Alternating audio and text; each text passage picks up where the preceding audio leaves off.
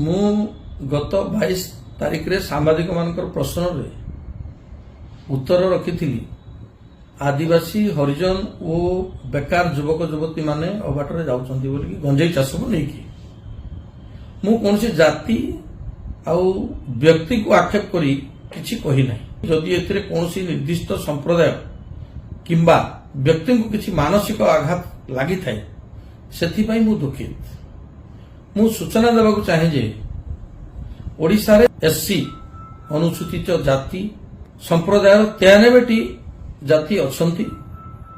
एवं अनुसूचित जनजाति एसटी रे प्राय 62टी जाति अंतर्भुक्त अछंती एमानक सामाजिक तथा अर्थनैतिक उन्नति और अग्रसर पाई मु एवं आम सरकार प्रतिश्रुतिबद्ध अटंती।